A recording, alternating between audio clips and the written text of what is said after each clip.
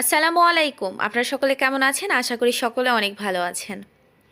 সমুদ্রের ক্যাকলা মাছ আজকে কিভাবে রান্না করি সেটা আপনাদের সঙ্গে শেয়ার করব। আমি ফার্স্ট টাইম এরকম বড় ক্যাকলা মাছ রান্না করলাম।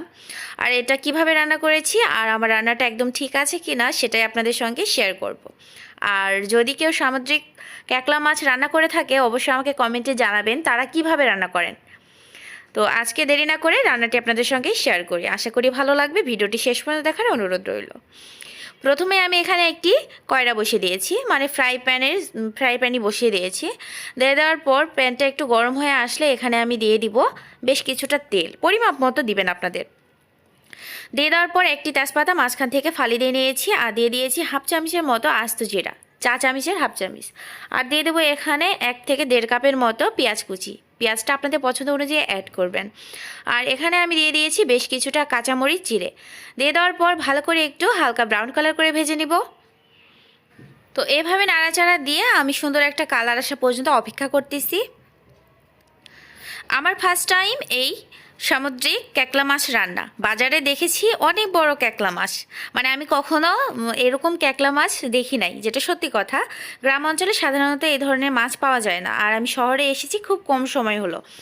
তো যাই হোক, বাজারে দেখে আমার হাজব্যান্ডকে বলার সঙ্গে সঙ্গে বলতেছে নিয়ে নাও তাহলে। তো আমি 3টা মাছ নিয়েছি, আধা কেজির একটু বেশি ছিল। তো আমি সে 3টা মাছ নিয়ে এসে ভালো করে কেটে ধুয়ে পরিষ্কার করে কিছুটা রান্না করতেছি আর কিছুটা ফ্রিজে রেখে দিয়েছি। তো এর মাঝে হালকা একটু কালার চলে আসছে, আমি কিন্তু এর মাঝে কিন্তু এলাচ আর দারুচিনি দিয়ে দিয়েছি, মানে গরম মশলা।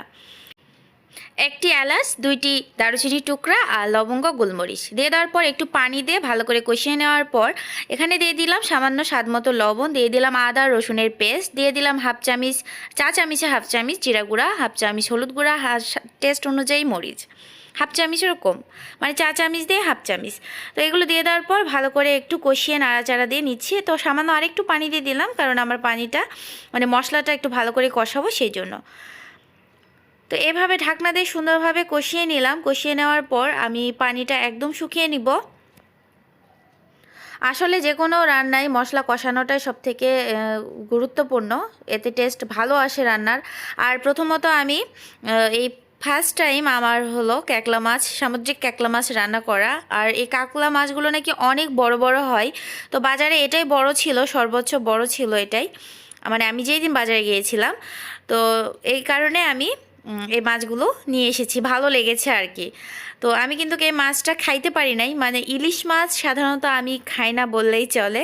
আর এই মাছটাতে একদম ইলিশের মতো গন্ধ ছিল। তো দেখতে পাচ্ছেন কতটা বড়। আমি কিন্তু এখানে চাকা খুলেছি, মানে একটা মাছে 3-4টা করে পিস হয়েছে, অনেক লম্বা ছিল। তো আমি মাছগুলো সুন্দরভাবে কেটে ধুয়ে পরিষ্কার করে সে মশলা কষানো হয়ে গিয়েছে। আমি মশলাতে দিয়ে ভালো করে উল্টে পাল্টে কিছুক্ষণ আমি ভেজে নিব মশলার সঙ্গেই। তো ভালো করে এই যে মশলার সঙ্গে ভাজানো হয়ে গেছে, এবং মাছের ডিমও হয়েছিল, যে একটা মাছের ডিম দেখতে পাচ্ছেন, আসলে ওটা মাছের ডিম। আর এর মাঝে আমি আরও কিছুটা পানি দিয়ে সুন্দরভাবে এটাকে আমি কষিয়ে নিব। তো ভালো করে নাড়াচাড়া দিয়ে আমি এটাকে রান্না করে নিচ্ছি। তো এই যে ঢাকনা দিয়ে ঢেকে এখন রান্নার জন্য রেখে দিব।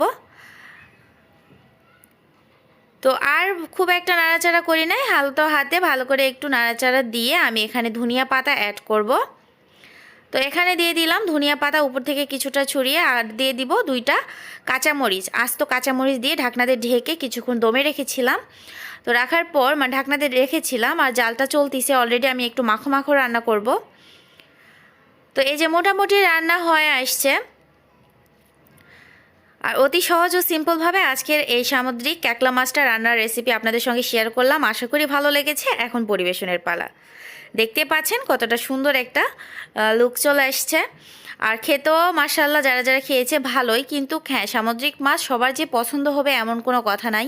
আমি চাষের মাছটাই বেশি পছন্দ করি, যেটা চাষ হয় বা পুকুর পুষ্করিতে হয় সেগুলো। আমি সামুদ্রিক মাছ খুব একটা পছন্দ করি না বললেই চলে, যেমন ইলিশ এই জাতীয় মাছ আমি খাই না, যার কারণে আমার টেস্টটা খুব একটা ভালো লাগে নাই। তো আজকের ভিডিওটি যদি ভালো লেগে থাকে অবশ্যই একটি লাইক, কমেন্ট, শেয়ার, চ্যানেলটিকে সাবস্ক্রাইব করতে ভুলবেন না। দেখা হচ্ছে পরবর্তী ভিডিওতে। ততক্ষণ পর্যন্ত ভালো থাকুন, সুস্থ থাকুন। আল্লাহ হাফেজ। আসসালামু আলাইকুম।